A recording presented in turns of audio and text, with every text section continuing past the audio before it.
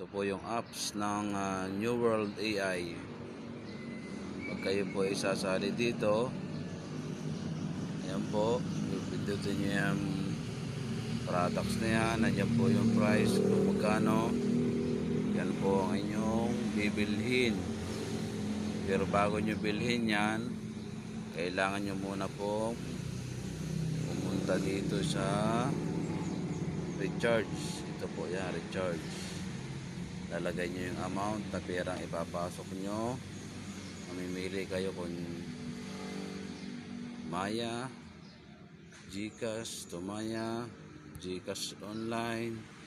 Yan po, mamimili po kayo diyan. Tapos ilalagay nyo dito yung kung magkano yung ihulog nyo. Halimbawa 3,000. Yan po.